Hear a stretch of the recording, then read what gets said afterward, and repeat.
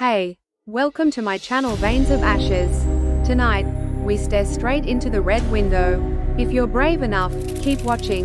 But remember, this is not just a story. It's a warning, written in blood, for you.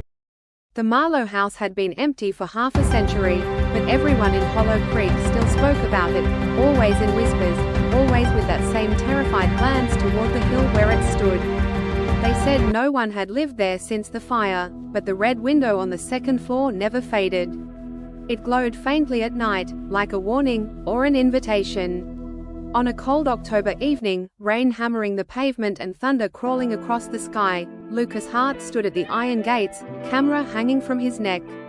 He had one goal: capture something real, something terrifying enough to make his channel explode. He laughed under his breath, masking the unease twisting in his gut, and whispered to himself, "Just an old house. That's all."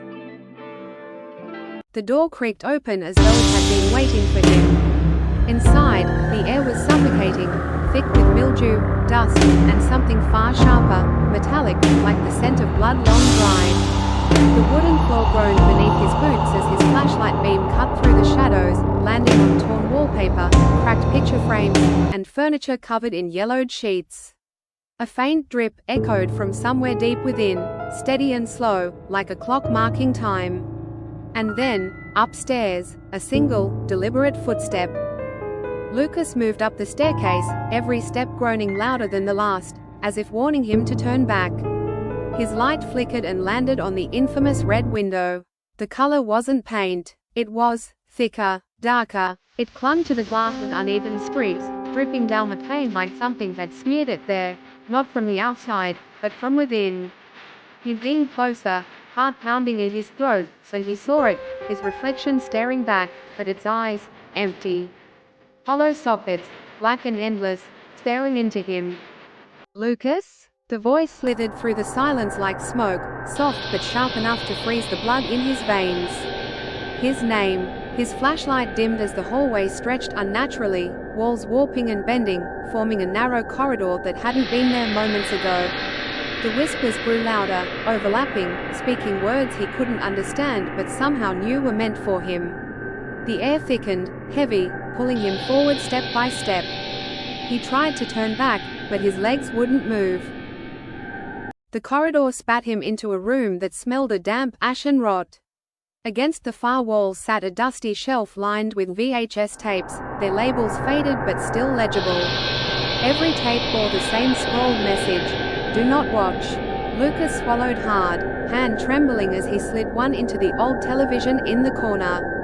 Static hissed, then cleared, showing a happy family at dinner. Laughter, soft music, a mother setting a roasted chicken on the table. Then the picture jolted.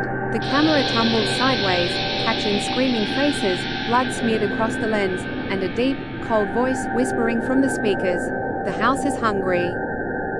The whispering returned, stronger now.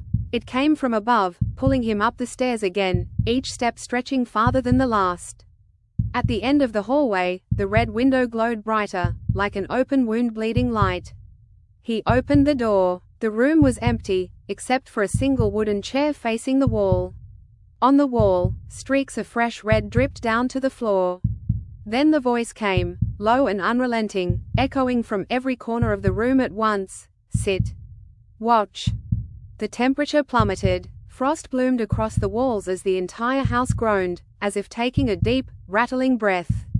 Then the walls pulsed, veins crawling through the plaster, beating in slow, steady rhythms. Lucas stumbled backward as the room melted away, twisting into an endless corridor lined with red windows, each one filled with his reflection, dozens of him, all staring, all smiling with hollow, empty eyes. And then, footsteps, dozens of them, running, closer, faster. He burst into another room, walls lined with hundreds of photographs.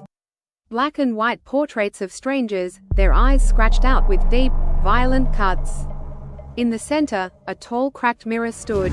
When Lucas looked into it, his reflection smiled, a wide, hollow grin that did not belong to him. Then, a sudden burn on his neck.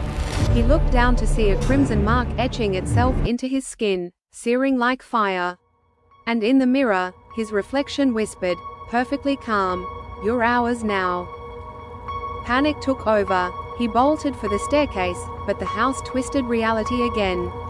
The stairs looped endlessly, spiraling like a grotesque carousel, dragging him in circles.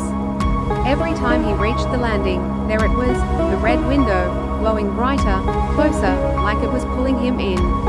His camera slipped from his hand, clattering down the stairs, but when he looked down, it was already back in his grip, dripping wet with something thick and black.